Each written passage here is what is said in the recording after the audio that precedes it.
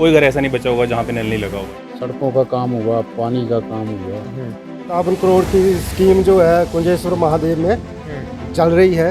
विधायक जी हमारे इतने ऑनेस्ट हैं, जब भी उनको पुकारो वो हर घर में पहुंच जाते हैं। यही एक इनकम सोर्स है। अगर हम उसको फ्री कर देंगे लोगों के लिए तो एरिया की डेवलपमेंट कैसे होगी? हम बोल रहे हैं स्वास्थ्य के लिए, शिक्षा के लिए, उन चीज़ों का कैसे काम होगा? अध्यापकों की कमी है, अध्यापकों में कमी है, इसको मानते हैं। इसको मानते हैं।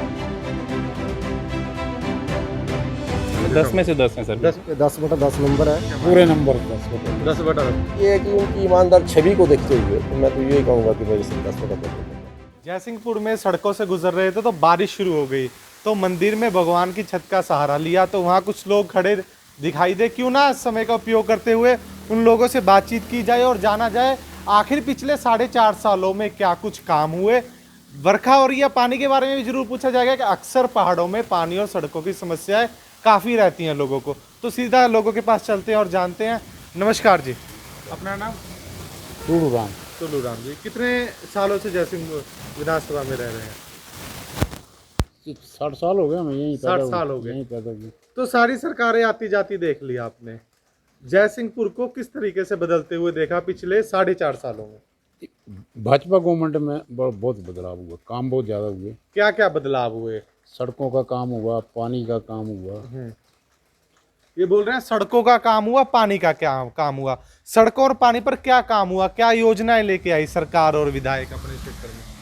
पहले तो हम धन्यवाद करना चाहते हैं अपने विधायक, जो हमारे स्थानीय विधायक रविंदर रवि जी हैं।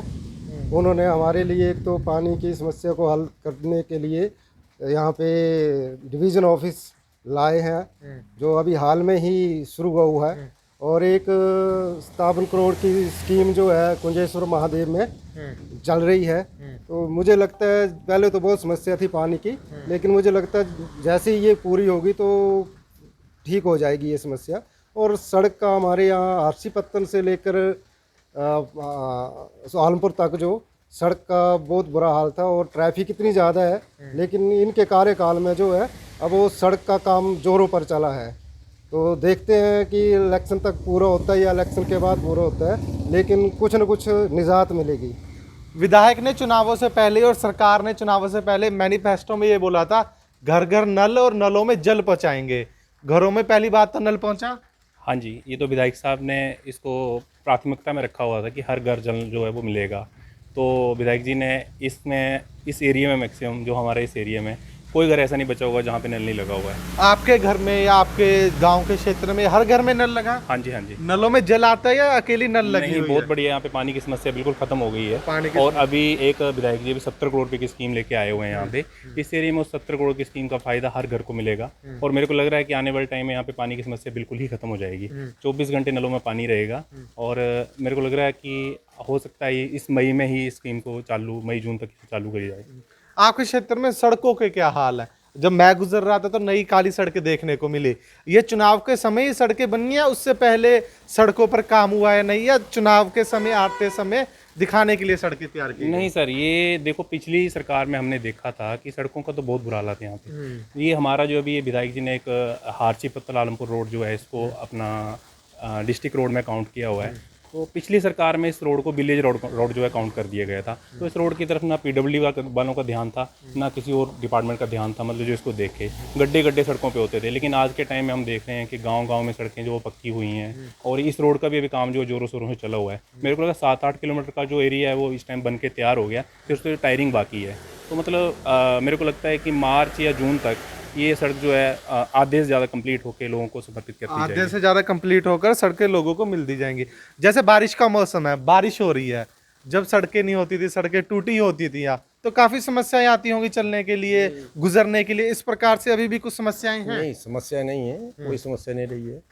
पालमपुर ज़्यादा कि हमारा पालमपुर के लिए आना जाना होता था, पुराना तहसील हेडक्वार्टर था, उसके लिए लगभग 4 रास्ते हैं। पहला रास्ता है जयसिंहपुर बाय झुंगा देवी शिवनगर होते हुए पालमपुर के लिए। दूसरा रास्ता है बाय तिनबड़ होते हुए पालमपुर के लिए। तीसरा रास्ता है बाय चढ़ियार होते हुए पालमपुर के लिए। चौथा रास्ता जो अब डिस्ट्रिक्ट मेजर रोड जो बनाया जा रहा है वो लिंक करता था उसको। मैं नहीं समस्त जनता, समस्त लोग इस टाइम कोई भी रोड जो है वो कच्चा नहीं है, ये टूटा फूटा नहीं है। और इस काम के लिए विधायक महोदय जब से सत्ता में बीजेपी सत्ता में आई है तब से उनका पहला प्रेफरेंस सड़कों के लिए और उसके साथ पानी के लिए। पानी की आज ये व्यवस्था है कि हर घर में जल है और जल में पानी है। हर घर में जल है, जल में नल में पानी है। विधायक जी क्षेत्र में रहते हैं, आपके बीच में आते हैं कि चुनाव के समय मिले थे और अब चुनाव समय मिलेंगे? विधायक जी हमारे इतने ऑनेस्ट हैं, जब भी उनको पुकारो वो हर घर में पहुंच जाते हैं। वो ये नहीं है कि किसी के बुलाने पर आएंगे, लेकिन कहीं कोई मृत्यु होती है, कहीं शादी होती है, अदरवाइज उनके पास समय है, निकल रहे हैं, रोड पर निकल रहे हैं, लोगों से बातचीत कर रहे हैं, लोगों की समस्या। और नंबर 1 मैं ये बात कहूँगा कि मैं अपने 40 वर्ष मैंने भी शिक्षा विभाग में सेवाएं दी। मेरा विधायक एक ऐसा ईमानदार और स्वच्छ छवि का आदमी है जो उसकी ईमानदारी की मैं दाद देता हूँ, जो छोटे से लेके बड़े तक एक जैसा व्यवहार करते हैं। माफी चाहूंगा रोकने के लिए। आपने बोला मैं शिक्षा विभाग से हूँ 40 सालों से।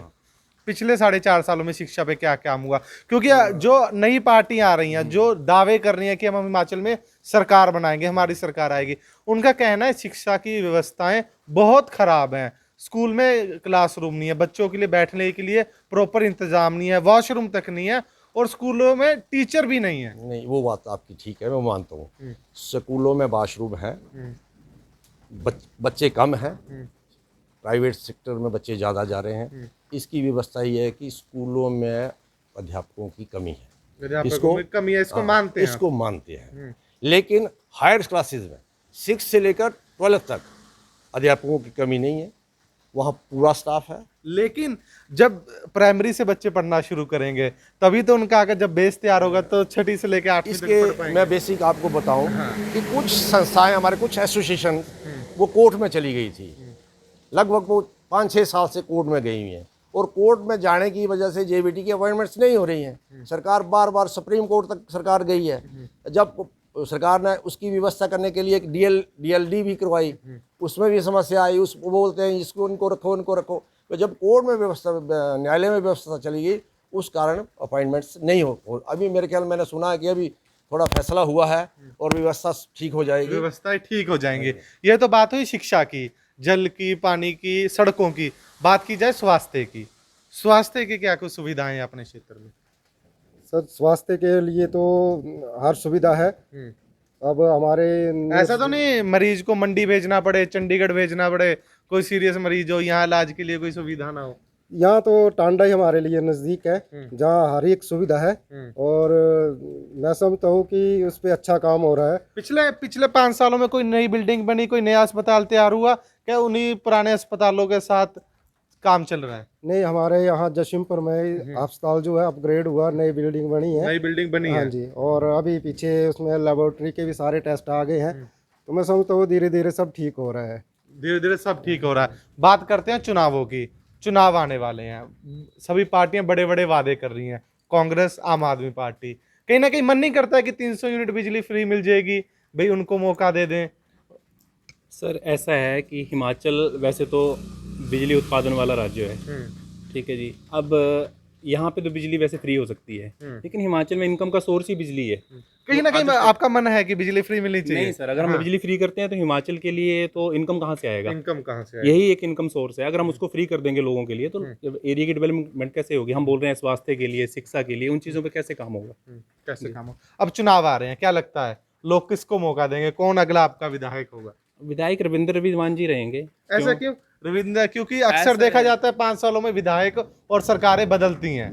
नहीं सर, ऐसा है कि जिस तरह से विधायक जी ने ईमानदारी से काम करा हुआ है, आज उनका जो इस टाइम का 5 साल का कार्यकाल है वो एक सफ़ेद कपड़े की तरह है पूरा। अच्छा, सफेद। वही वो बिल्कुल उस पर कोई दाग नहीं है। अगर कोई उसके चैलेंज करे उनको कि आपने ये काम गलत करा हुआ है, वो हम बिल्कुल चैलेंज से कह सकते हैं कि उन्होंने कोई ऐसा काम नहीं करा हुआ कि उससे उनको। ईमानदार व्यक्ति। अगर मैं ईमानदारी से आपसे उनके कामों को नंबर जानना चाहूँ, 10 में से ईमानदारी से कितने नंबर देंगे? 10 में से 10 हैं सर। 10 में से 10 हैं जी। आपकी तरफ से कई नंबर कट रहा है, कहीं कमी रही विधायक साहब की मौजूदगी में, कामों में, या किसी और को मौका देना चाहते हैं? नहीं सर, जैसा ये काम कर रहे हैं उसके 10/10 नंबर है, और हमें उम्मीद है कि अगली बार और अच्छा काम करेंगे। अगली बार और अच्छा काम करेंगे। आपको क्या लगता है, आपका क्या पूरे नंबर 10/10। 10/10। आप जरूर नंबर काटेंगे शिक्षा को लेकर। नहीं, मैं शिक्षा, वैसे देखो ना, वो व्यवस्था न्यायालय की फंसी हुई है। हाँ। हमारे पास ऐसा नहीं है कि टीचर्स नहीं है, ट्रेन नहीं है, हर चीज़ है, लेकिन कुछ कैटेगरीज का इधर उधर न्यायालय में जाना, उससे स्टे हो जाना और अपॉइंटमेंट, अब न्यायालय के आगे तो किसी की कुछ नहीं चलती है। तो अब शायद अभी बीच में कुछ न्यायालय ने फैसले दिए हैं, उस वजह से कुछ अपॉइंटमेंट्स चल रही हैं, कुछ धीरे धीरे उसकी भी व्यवस्था हो जाएगी। बाकी ये है कि उनकी ईमानदार छवि को देखते हुए तो मैं तो यही कहूँगा कि मेरे से 10/10 नंबर जाएंगे।